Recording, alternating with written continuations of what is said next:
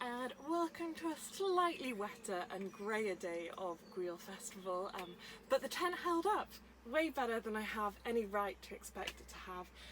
It's completely dry in here, so very pleased with that. Today is day 3. And before we get started on the programming for today, I wanted to do a little bit of a shout out to and talk about some of my favourites of Black British publishing, just in case you hadn't heard of them before. So very important and most likely to affect most of you is People Tree Press in Leeds. Leeds, if you didn't know, is where I went to university, and People Tree Press is literally based in the student area in Burley, right by Leeds Grand Mosque, not Makkah Masjid, Leeds Grand Mosque. People Tree Press publish Caribbean and Black British writing. In particular, if you were looking for books to check out from them, I would start with Roger Robinson, A Portable Paradise. He's been getting a lot of press recently, quite rightly so, and he did an interview with the Hay Festival, which was thoroughly enjoyed, and a cheeky member of the Gŵyl team, Will Dawson, got a shout out in his question, which he was ecstatic about. Roger Robinson called it a very good question, and I know that Will want all of you to know that. So then also I would shout out from People Tree Press Ni Aikwe Parks, who is wonderful, in particular The Tale of the Bluebird. He actually set up his own publishing press called Flipped Eye Publishing, which have been involved with people like Inua Ellams and Malaika Buka. Inua Ellams, if you haven't heard of him, you might recognise some of his books. So he, a poetry collection that's like a novel in verse is called The Half God of Rainfall, which came out last year whilst I was working up in Leeds, and that was a big hit. And he's also written a play, The Barbershop Chronicles, which the National Theatre have recently just put on. So those are both worth checking out. Then anything else to say? People Tree Press, like, go look. They've been going 30 years. It's amazing what they do. Oh, also Will Dawson won't mind me saying that he did get rejected from an internship with them. So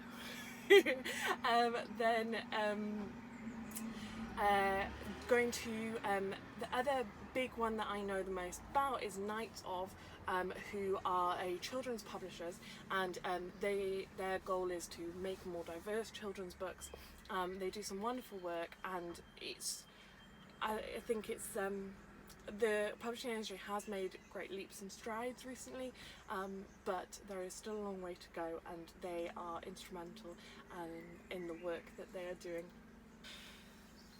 There was an interaction I had whilst working a couple of years ago now with a bunch of children's illustrators, where a certain person expressed that he didn't see the value in creating diversity in children's books, and what was really reassuring was that nobody let him sit with that.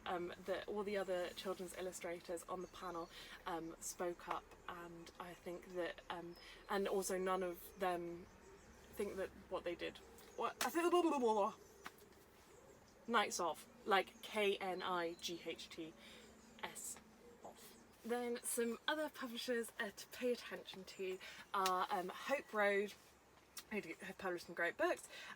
Then Jacaranda, as in the plants. They are in 2020 publishing 20 books from Black British writers, and it's the first time that a UK publisher will have published 20 titles from 20 different writers in 1 year. So that's very exciting. And then there is Cassava and Kajifa,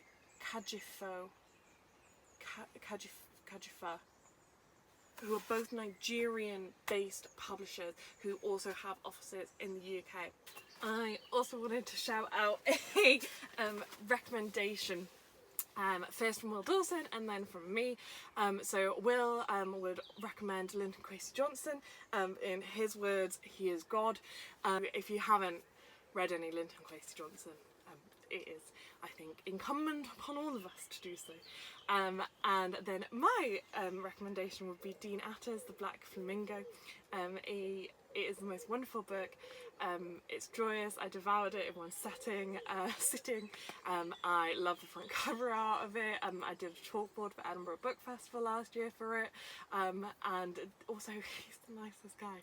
So if you haven't read The Black Flamingo, it's a YA book and it's in verse, so I would give it to anyone you know of that age range, and I would buy it for yourself as well. Oh, also, I would like to shout out to Shani Doshi, because I wish I could have included her in some of my talks, but unfortunately she doesn't write in translation, but she is wonderful, and she's just lovely. She's also Welsh Gujarati, so hailing from my wonderful home of Wales, and she writes a wonderful book called The Girls Coming Out of the Woods, and she is also the loveliest person, so go check her out too. To sort of, especially in terms of translating, is if you didn't know, the sort of like situation with translation is that we get a lot of anglophone, so obviously not translated. We get some francophone. You sort of got your Segus, and you've got your Alain Macbantus, but slightly less.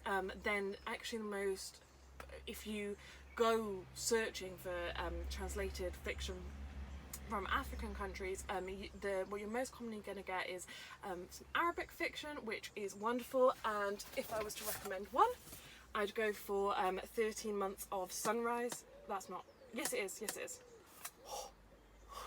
close. Was translated from Arabic by Lizzie Jacquet, who I happen to know is quite lovely. So that's kind of the state, that if you are getting translated books from African countries, they tend to be in Arabic. From Arabic, Northern African countries, as opposed to any of the other countries it could come from. So there's a long way to go. It's really noticeable in terms of publishing, how many more books are published from every other continent. You know, we just have these good links and good publishers for Asian, Latin American, Russian, and like, you know, and sort of, yeah, it's a really noticeable disparity.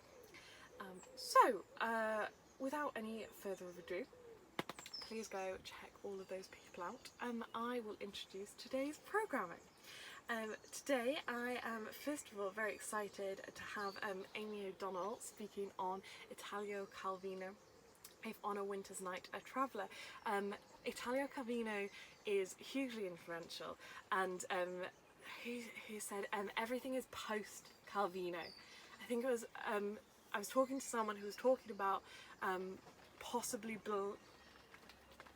no, that's wrong. Wasn't no, that couldn't be right. Was talking to someone who was talking about Italian literature and was saying how everything is essentially post Calvino, and that his influence is so wide, and he is, without Amy I would never have read any Calvino. Well, maybe I would have at some point, but she introduced me to him. In particular, we were stuck for 6 hours at an Italian train station, and that's when I read her copy of 6 Memos for a New Millennium, and since then I've gone on to love him greatly, and she is always inspiring in her admiration for Calvino.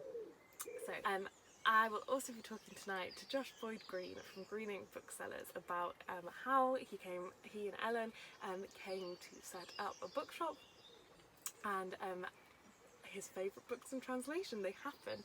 He really, it was very exciting. I asked him to pick some books to talk about, and he went for 3 Icelandic books, so which I had never heard of before, but I really enjoyed listening to him talk about them. So we have an exciting evening for you. But first, to Amy.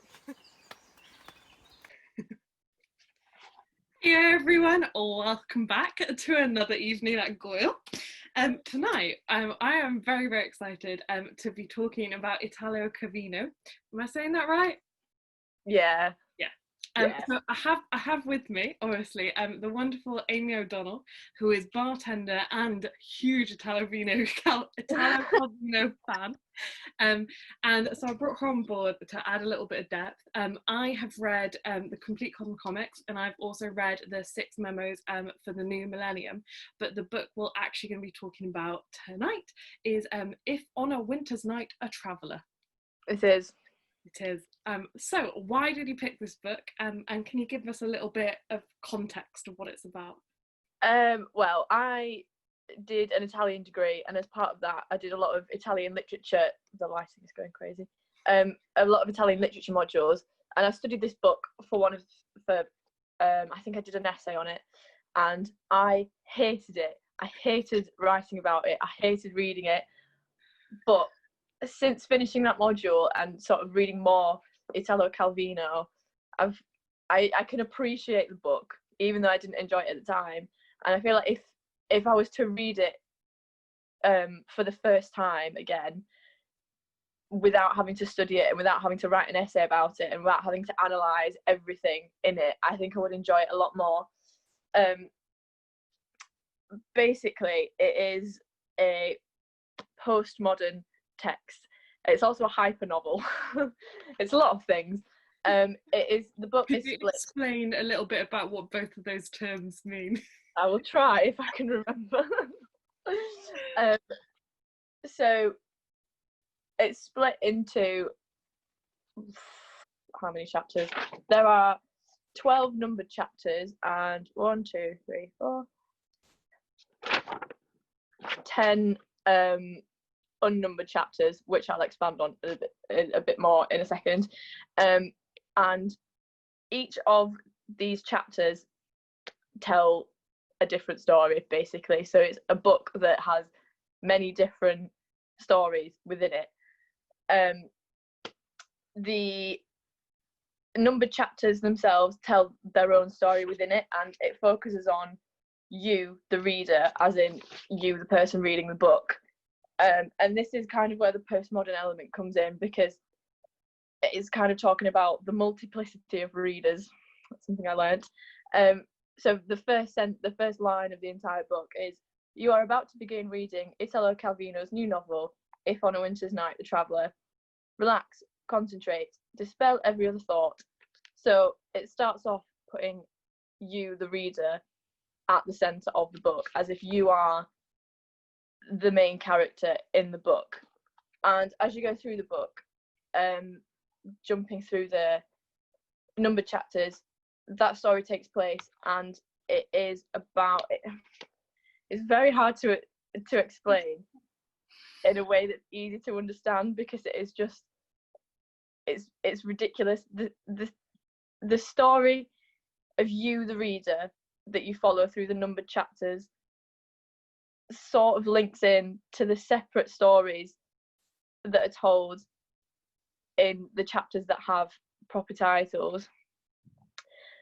But yeah, the numbered chapter, even I'm still getting confused about it. The numbered chapters talk about different readers trying to figure out kind of a conspiracy about a series of books that have been written, published, and like put on the shelves, but that all have they're not finished. Like, you get halfway through a book and then it cuts out after the first chapter and it just repeats and repeats, and that's the general plot of those numbered chapters. To confuse things even more, the other chapters they all act as the first chapters of various different books. So they're all written in a different style, including like there's like an Eastern, a different style, and all with different themes. So there's one that's set in Japan. There's one that's set in what you assume is a sort of Eastern European, very industrial area. and they all have a different theme, a different style. You get a different feeling from all of them.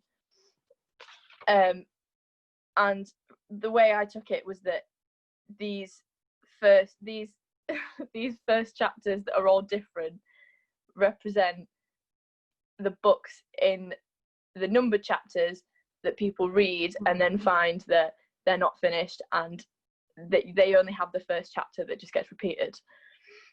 So that's the book. I feel like I went on a journey. In a nutshell. I feel like I went on a journey from when you were first talking, like, what, to sort of coming out the other side. Like, you kind of start talking about it, and it's not linear. It's not a linear book. You can't explain the book in a linear way. You start talking, and then you think, oh boy, there's that happens. This kind of links into this. All of this, like, it's mad. Does it feel like short stories? Does it really? Yeah, because the unnumbered chapters are essentially short stories in themselves. Like, they don't link into each other. They're all different, and they are essentially different short stories. They don't have like a beginning, middle, and end to them. It is like it's setting the scene for that particular story that it's about to tell, but then it stops. Do you know have what I mean? I certainly do. Do you have favourites? Like, are there certain images or anything that like stuck with you? I really liked. Hang on, where is it? I really liked the one that's set in Japan. If I can find it, hang on. I just really liked the imagery. The title of this particular chapter is on the carpet of leaves illuminated by the moon, which is just he is a fantastic writer, isn't he? Like, beyond. I've enjoyed everything I've read, in Italian and in English, and with sort of translated fiction, obviously, because I can speak Italian and I try and read in Italian as much as I can, and sometimes I prefer to read in Italian rather than read an English translation, because I feel like you don't lose. There's a lot of discussion around it. You don't lose any of the sort of. You don't lose the original feel of the book, but sometimes when it's translated, it's obviously not the same, and a lot of it is left up to the discretion of the translator, how they want to translate something, what feeling they want to give a specific phrase, because when you're translating something, you can have one sentence and make it mean about 5 different things. It just depends on the way you translate it.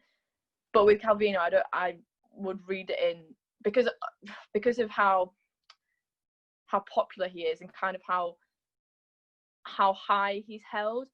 People don't tend to mess with the translations. Like, there's a few faithful translators that do Calvino's work, and a lot of it's by the same guy, and so I don't mind reading it in English. I feel like I still get the same feeling for it.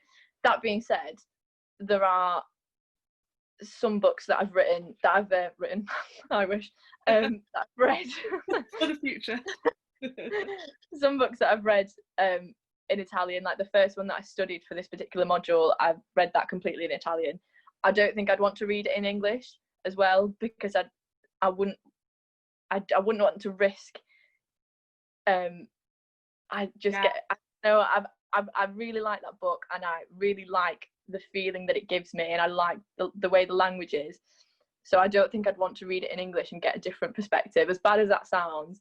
No, that is fascinating. There are so many different like parts to what you just said that like I want to just sort of pick up on. One that like definitely sort of there are different philosophies of translation, and sort of what philosophy do you, so there's sort of equivalence is the sort of traditional school of philosophy, school of translation, and then you have a more sort of purpose driven and sort of what are you trying to say schools of translation. So I wanted to come back to that, and I also wanted to come back to this idea that I've heard before of people saying that you want one, if a translator and author pairing works, it really works. And I was wondering if that's kind of what you were getting at, like that's how it's interesting that Italo Calvino, by sort of his own fame and his own, has created a good situation for him to be translated in. Yeah, because I feel like you could be really good at translation, but if you don't like the thing that you're trying to translate, if you don't get if you're translating a book, if you don't get the book and it doesn't like resonate with you, I feel like it would be hard to do a really good job, because it's almost like it's almost like you're rewriting it. You've got to stay faithful to the original text, but you are to a degree free to put your own feelings into it. So I feel like if you didn't have a connection with the book that you were translating, then I feel like that would come across in the translation somehow. Yeah, no, I'm sure it does. There's many books. There are many books where sometimes you feel that something's off and you don't know if it was the translation or if that was there in the original, and that's sort of the one of the sort of sticking points to think about, isn't it? But, yeah absolutely. So what tell me a little bit more about any of the stories in there. Is there anything about this particular book that you'd like to pull out?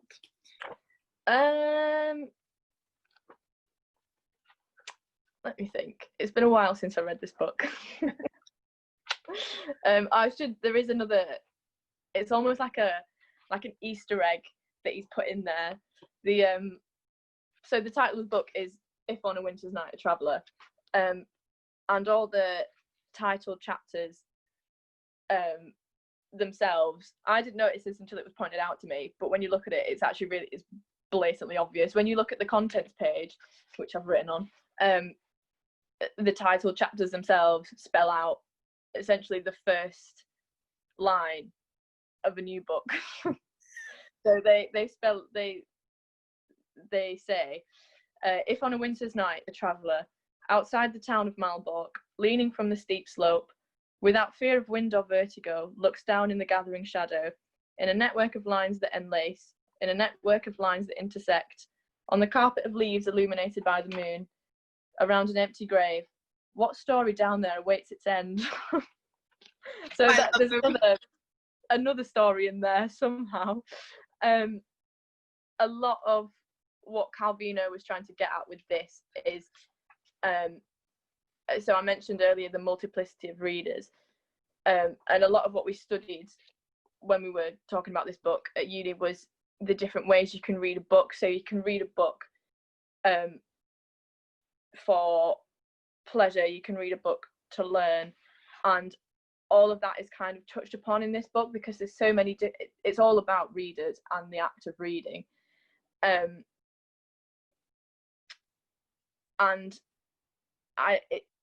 there's actually a passage in chapter 11, so the story of you, the reader, where you end up meeting with a group of other people who have found themselves in the same situation, like reading a lot of different books and not being able to finish them, and they all talk about their different experiences of reading. So I'll just find that, because that is it's also, it being a postmodern work of fiction, which is just the style that it's written in. So Calvino, when he first started writing, was a neo-realist writer, so he focused a lot on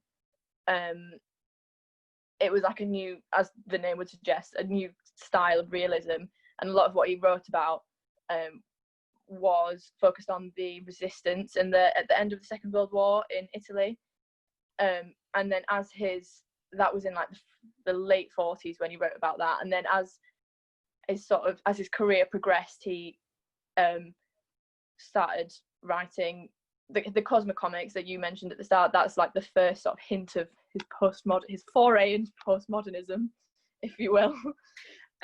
I'm sure I'm dragging this out of my brain somewhere, that he essentially grew frustrated with his sort of neo-realism, didn't he? He didn't think it was essentially getting at the heart of life enough, that it wasn't real enough, and that this postmodern just captured it. And I think he's right. Like, I think that these are works of genius. Like, yeah, they really are. That's like part of why I've always read I used to read the dictionary to myself when I was about 5 as a bedtime story, so I've always liked reading.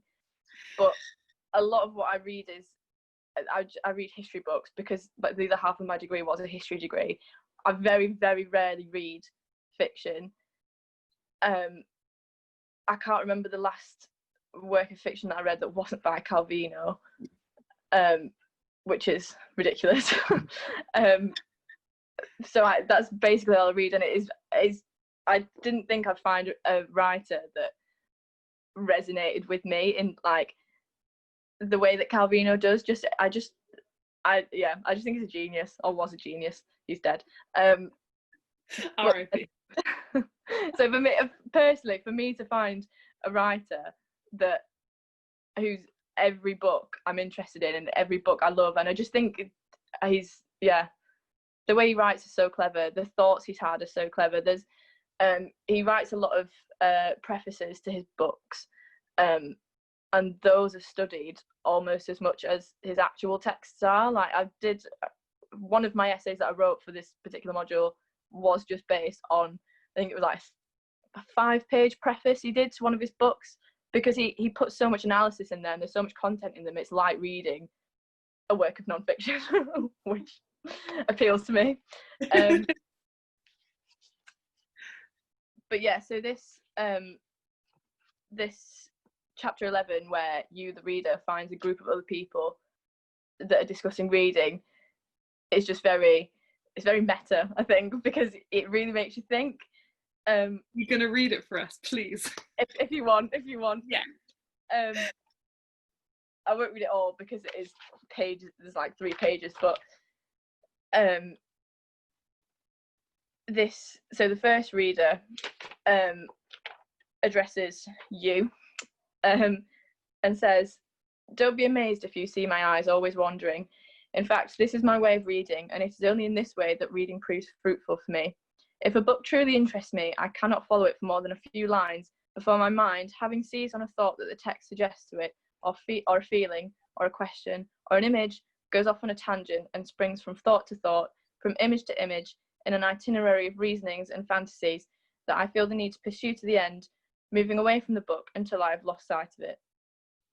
Which I can also relate to, because sometimes I'll be reading something and there'll be a line and I'll be staring at the page still, but my mind will be elsewhere, and I'll just be thinking anything that sentence has triggered, and I'll zone back in, and I'll be like, oh yeah, I was in the middle of a paragraph. Definitely true of the more philosophical books as well. Yeah. And then in response to that, another reader describes reading as a discontinuous and fragmentary operation, or rather, the object of reading is a punctiform and pulviscular material. In the spreading expanse of the writing, the reader's attention isolates some minimal segments, juxtapositions of words, metaphors, syntactic nexuses, logical passages, lexical peculiarities that prove to possess an extremely concentrated density of meaning. Which at first read, that really means a lot of nothing. That's a lot of words, but it's, yeah. And this chapter is all about how different people read, which I think is just a really interesting to think about, and a really clever thing to be able to work into your own book. I just don't know, he's just a genius. What a guy. What a guy. There's a bit of a theme developing in that I feel like I've talked about recently with Jemima about a book by Murakami, and with my sister about a book by Mario Vargas Llosa. And the thing I'm hearing again and again and again is sort of identity and sort of awareness of the reader, and like understanding who the reader is. I think it's really interesting that that has come through in these classics of translated fiction. Yeah, and I don't know if it's something to do, I don't know where it comes from or why it's so common, but I just think it's very interesting. You know that little section you did just read, that was like a lot to take in. If you were to sort of like unpack that a little bit, what do you think it is sort of telling the reader? I think really what it's saying is that you can read a sentence or you can read a book and it can feel so like the book can be enclosed in like cover to cover, that's a book, but really it's not. It's the plot, the characters, what the message of the book like extends beyond the two covers, and it kind of takes on a different meaning once it's in your own brain, and that meaning can be is different from reader to reader. Like two people can read a book and have a completely different analysis of it. They can take away different things, they can put different meanings onto it, and I think that's kind of what it's saying, if I was to attempt to unpack these words. I think that is such an interesting point. I'm really glad you did unpack it, because that's really adds a whole nother level. Calvino, and definitely when I happened to read the Cosmo Comics shortly after reading Jorge Luis Borges's short stories Ficciones, which are barely short stories. Like they are really more like philosophical papers. But I know that Calvino drew on him. They're really good. Like they're philosophical papers, but they're amazing. But Calvino drew on him quite a lot, and I feel like he is deeply philosophical, isn't it? It's really like these big questions that he's asking about the world in really beautiful poetic ways. I was wondering if you had any sort of particular messages you liked. Messages, philosophical viewpoint messages from the beyond.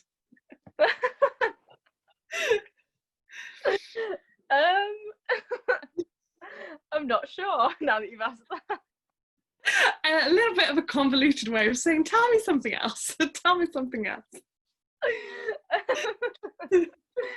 I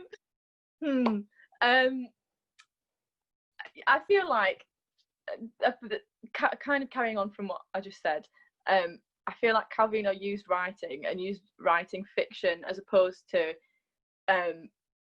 writing like I mean, he did write some essays, I suppose, but I feel like he uses his works of fiction to convey various messages. Like his the first book that he wrote, the name of which I can only remember in Italian, The Path to the Spider's Nest, I think it's called. He is complete fiction, but he drew on his own experience as a member of the resistance in northern Italy. He used it to kind of send a message about how that was and sort of his feelings on the whole situation. Like they were occupied by the Germans. He used that work of complete fiction. Like none of the characters were real. They were based on some of the characters are based on people he encountered, but like I think very loosely. He uses that to give a message about war and the treatment of just war, a nebulous concept. But I think it's interesting that he chose to say that through fiction as opposed to writing an essay about it or writing something else. Like he could have been anything essentially, and he chose to be a non-fiction writer, but still manages to get so much across through works of fiction. Yeah. You know what I mean? Yeah, almost like that through this medium he can explore some ideas that he couldn't explore otherwise. Yeah. Yeah. I just think it's interesting. I always find that fiction is sometimes an actually easier way to explore a really complex idea, that like an idea that's really convoluted, like you could never put in. Because there's the suspension of disbelief, isn't there? You can talk about something and you can be very hypothetical in a work of non-fiction. And no one's gonna call you out on it because it's not real. Whereas if you were using a real life situation to try and hypothesize on something, there would be people saying, oh well, that's not quite accurate, oh well, that didn't really happen. So I feel like you can go a lot further with fiction than you can with non-fiction a lot of the time. Yeah, absolutely. Is there anything else you'd like to add to your discussion of If I Always Had a Night a Traveller? Oh, I don't know. I would just say that despite it being a horrendous book at the start of the module that I did, and thinking I would never want to read this is horrible, like I gave Calvino a lot of credit for writing such a labyrinth of a text, but I just think it's a great book. I really do wish I could read it again with like almost a clean brain, so I could experience it for the first time. Oh, don't we all wish that was like our favourite books? Like there were certain books, if you could go back and just the joy of reading them and understanding and making a connection is because there was a short story that I reread last week. I think Calvino wrote a selection of, they are very short stories, various different ones in a compilation called Difficult Loves, and there's a number of them. There's one called The Adventure of a Writer, The Adventure of a Skier. I think there's one called The Adventures of a Poet. And I first read The Adventures of a Reader at the start of this module. It was the first Calvino I'd ever read, before I read any of his novels, before I knew anything about him. And it's kind of like, it's not got a deeper meaning really. It's just something that he wrote, but it stuck with me, and I reread it last week, and even that it can't be very long, but it's mad how it can have such an effect. I would honestly say it's one of the nicest things I've ever read. The imagery that he creates, the things that he says, he's basically talking about this guy that goes and reads on a beach, and has like a really, really deep connection with all his books. But it's just so nice to read. It's one of those where you read it and your mind doesn't have to think. It's a really easy read, but at the same time it has you thinking, like, and it makes you aware of how you read books and how you connect to books. And so it'll kind of get your brain going, and then it'll stop that, and then it'll go back into the really nice imagery of this cove with the northern Italian sea, and it's just really nice. That is the perfect recommendation to finish with. Thank you so much. That was just lovely conversation about a wonderful man. And if anyone hasn't read Calvino, we obviously can't recommend him enough. Big recommendation. Thanks, Amy. I really, really appreciate it. Secondly, tonight for you I have Josh Boyd-Green from Green Ink Booksellers. I'm really excited to introduce him. He and Ellen run my official bookshop for the festival. They're based in Hay-on-Wye, as you might have seen in my intro video. They're wonderful, wonderful humans, and so we talk a little bit about the bookshop, we talk a little bit about how they came to set it up, about his, so I asked him to pick some books in translation, and he floored me, and it was so exciting by picking 3 Icelandic books in translation. And he loves them, and I love them, or I will love them when I read them, and I love his enthusiasm for them. So I hope you enjoy. And let's go. Hello everyone, welcome back to another evening at Gŵyl Literature Festival. I hope you are all keeping well and enjoying the sun. So tonight I would like to introduce Josh. Josh and Ellen run Green Ink Bookshop. And Booksellers. Booksellers, got it right first time. Yeah. Josh and Ellen run Green Ink Booksellers, and it's a wonderful shop in Hay-on-Wye, and much more importantly, they are our official bookshop of the festival. So if you want to go and buy any of the books that we're talking about over this week, please do go to Green Ink Booksellers. They are wonderful. So I'd like to say hi, and do you want to talk a little bit about what you do at Green Ink? Yeah, so I mean, in normal times, the bookshop is open for business, and yeah, we set that up in October 2018, so it's quite recent for a bookshop in Hay. We're all secondhand most of the time, obviously for this this lovely festival. We are happy to order in any books that people want, but yeah, we started selling in Hay just online in 2015. We moved back from Australia where we were living, and we bought someone's stock who was retiring and started just selling online, with the idea that we wanted to have a bookshop again. We had one in Australia, but it took us 3 years to get from kind of idea to actually opening. So we opened about a year and a half ago. It was going very well, and then it wasn't. But so we will see what happens when we emerge from this this particular time. Yeah. Yeah. Yeah. What is there any differences between like your experience in Australia running a bookshop and here?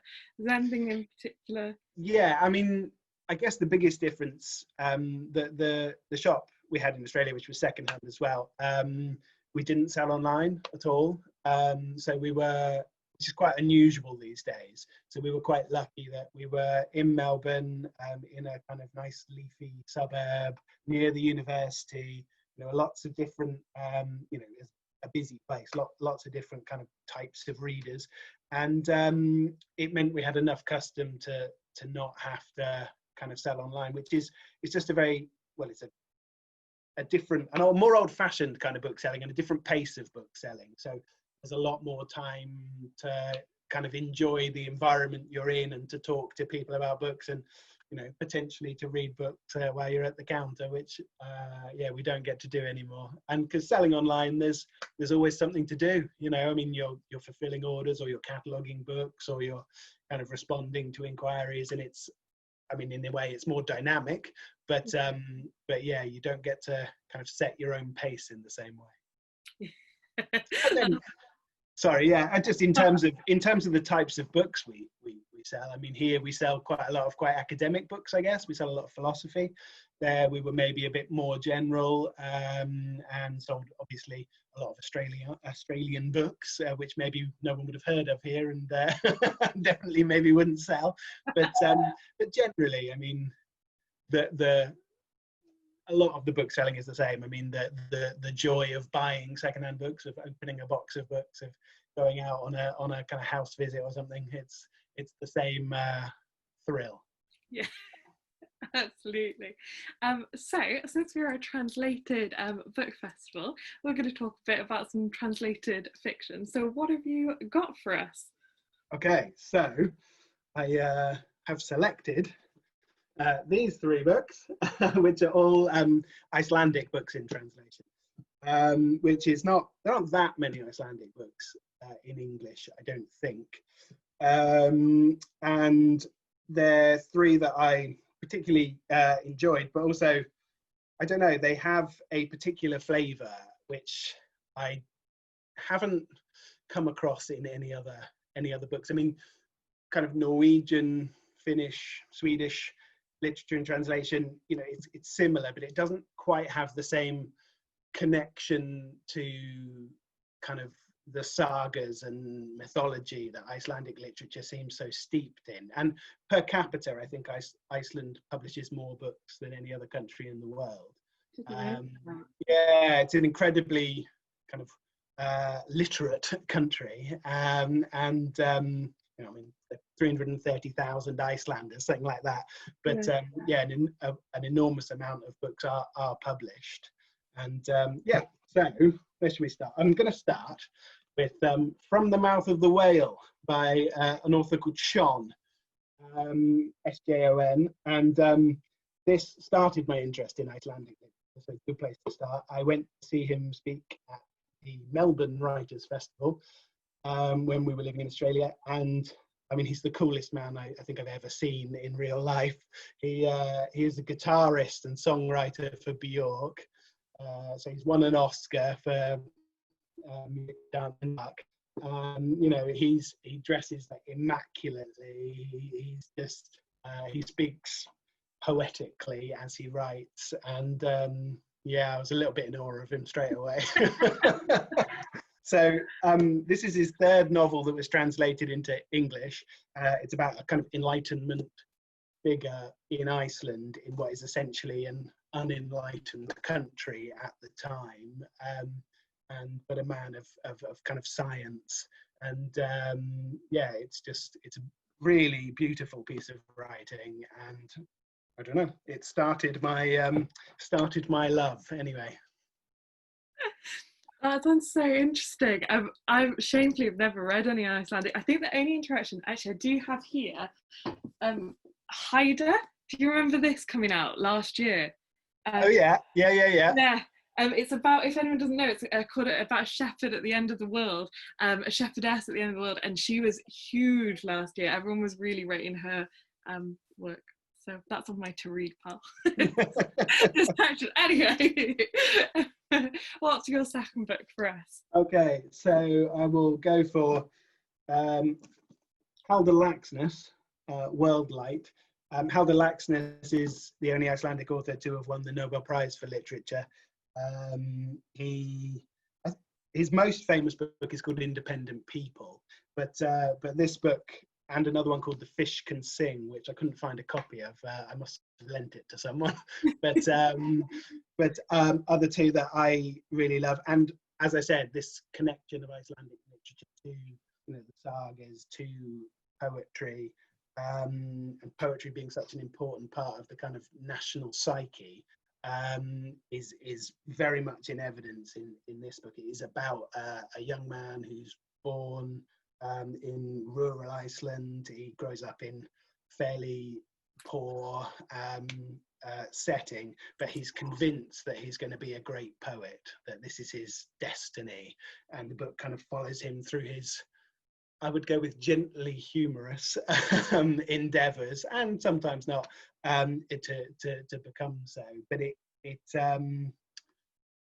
yeah, the book is incredibly poetic. And I mean, we're talking about literature and translation. You always wonder with literature and translation how much is, you know, how much of the real flavour you're getting. What are you missing? But I was listening to Carlo Rivoli, the Italian physicist, talking about his latest book, or all of his books, and he used a lovely phrase, which was not about what's lost in translation, but what's gained in translation, and how it's kind of like another part of the process, and actually it doesn't have to be this idea of something being taken away or removed, but it can be something being added and gained. And I thought that was, you know, very lovely. Obviously I don't speak Icelandic. It's apparently an incredibly difficult language to learn, but so I'm grateful for what is in translation.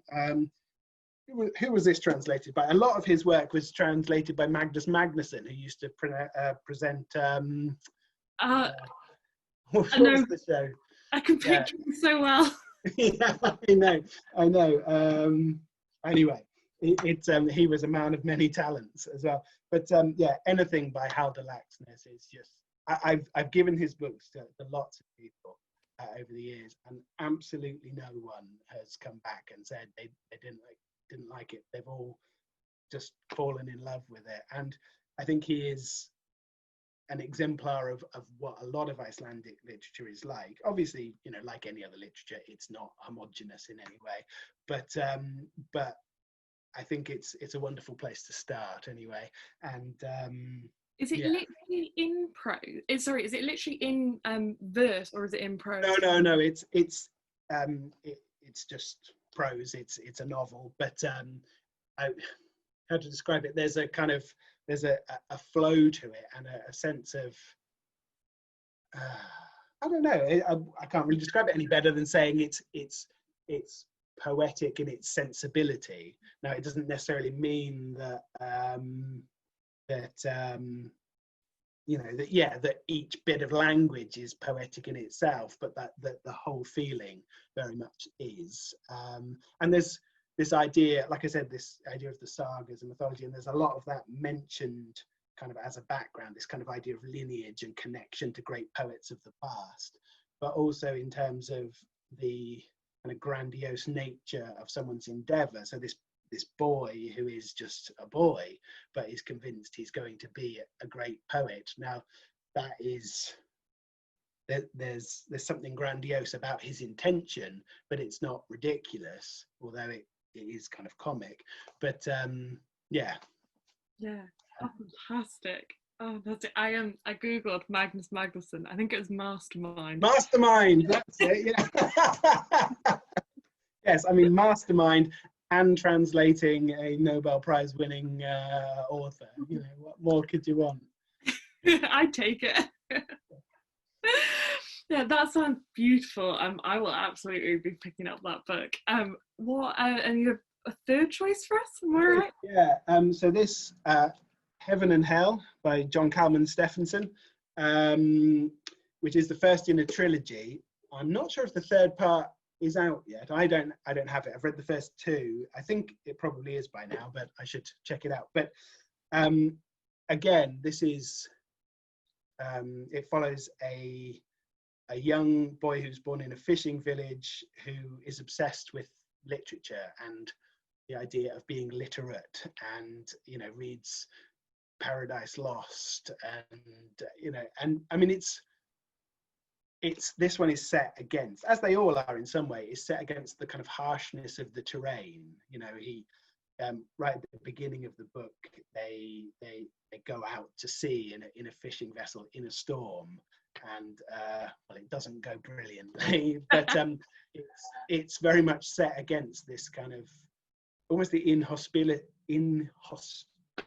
it's not going to come out right, but yeah, it's inhospitable, the landscape, and it's these people are living living hard lives, and in some way the literature, the poetry is a salvation from that. So yeah, I mean, it's quite a slim volume. On the front, the quote on the front from someone, the Irish Examiner, strangely enough, says, "An unusually intense reading experience," and I would not disagree with that. It was quite, I don't know, it's somewhere between harrowing and uplifting, but in a kind of spiritual way. It kind of like something that raises you above the kind of idea of the everyday, and yet what's being described is almost determinedly everyday. That's the best as I can put it. I mean, I think it's yes, it's a fine piece of writing. That sounds amazing. I was just going to say, the way you're describing it, I'm sure it's not. Is it at all comparable to The Old Man and the Sea?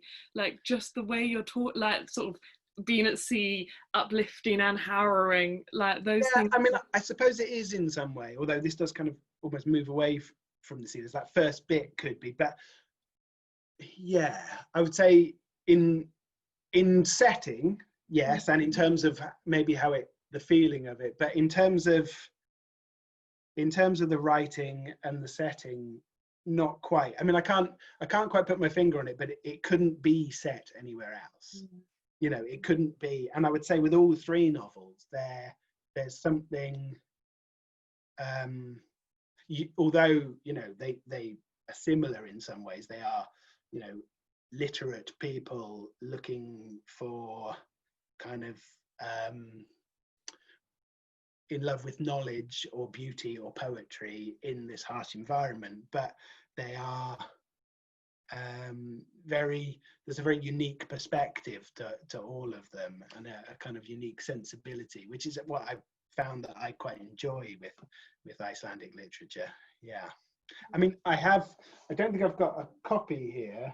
There's a book called Hotel Silence, which is by, I can't, her surname's Offersdottir, but I can't remember her first name. But she, I realise I haven't mentioned any female authors, so I'm going to mention her. And that book is, I saw her speak at the Hay Festival a few years ago, and she spoke really interestingly that she wanted to write about women, so she chose to write it from the point of view of a male character, and she wanted to write about peace, and so she set it in a war. And it was a really interesting idea that you explore what you're looking to explore, you explore through its antithesis almost, or its opposite. And yeah, she spoke really interestingly. And in terms of someone who, speaking about translation, she can speak at least 6 languages, and so was able to work closely with her English translator, her French translator, her Italian translator, I think maybe her German translator as well, and actually her grasp of those languages was good enough that, I mean, she could have translated them herself. Yeah. But she worked closely with her translators to kind of, as an extra act of creation, which is a bit like what I said about Carlo Rivoli, this idea of it being an additional step rather than a paring back. She sounds amazing. I'm definitely going to check. Yeah, I know. Yeah, I'm always in awe of, it does seem like the dream relationship where the author isn't translating their own book but is still able to input and sort of still keep some of their vision in. Yeah, I mean, I saw one of my favourite books, in fact, moving away from the Icelandic books, but just quickly, is Snow by Orhan Pamuk, the Turkish, another Nobel. I'm a fan of him. But I saw him speak about translation with Maureen Freely, who was his second translator into English. And he, initially, his books were being translated, and then his English got good enough that he could read his own books in translation, and he realised that they weren't quite right. And so he had them retranslated, but and he worked with Maureen Freely, and they had that kind of a working relationship. And I think some authors don't want that. They just want it's done, and and no author can, I mean, when you read on the back of a book translated into 42 languages, I mean, no author's going to be able to have that relationship with all those languages. But when it's possible, I think it can be quite interesting. And obviously, someone like him, his English became good enough that he could kind of realize that the translation didn't do what he wanted it to do, and so he took an active role in the next translation. That's really interesting to hear. Is there any other books that you'd like to plug before we wrap up? Oh, hang on. Let's see if I can. I'll see anything on the shelf. It's not there. It's upstairs in the other set of shelves. There's a book called Madam Herbert by Adam Thirlwell, and it's not a fiction, although he does write fiction, but it's a book about the history of the novel, really, although some people would argue it's the history of the European novel, but we won't get into that. But it's also about translation in quite a lot of detail, and it has a translated version of Nabokov's story, Mademoiselle O, at the end, which is quite interesting. And I mean, Nabokov's quite interesting because he obviously wrote in 3 different languages. When the first time I read Lolita and realised that he'd written it in English, and it blew my mind. And then I'm actually going to be talking, either have or will have, depending on when this comes out, about Invitation to a Beheading, because I just love that book. And Nabokov said Lolita had a soft place in my heart, but I think Invitation to a Beheading is my best book. And but that one was written in Russian, and to have the fluency, it blows my mind. I know to have written, and he wrote in French as well. So I mean, I think he's a really interesting example, and I can't remember the story exactly, but it was a story of his that was translated out of French into English and then translated back from English into French. And you know, the differences between the original text and the translated twice text is, you know, that's an interesting thing. But yeah, I mean, Adam Thirlwell's book deals with quite a lot of this problem of translation, but the kind of the idea of it, because he talks about obviously like Cervantes and but right through to kind of the Polish author Witold Gombrowicz, and you know, he kind of he deals with it in quite a very playful manner, but it's it's an interesting book to read for anyone interested in translation, definitely. Yeah. Fantastic. Well, thank you so much for joining me, Josh. I really It's a pleasure. And thank you so much for being the official bookshop.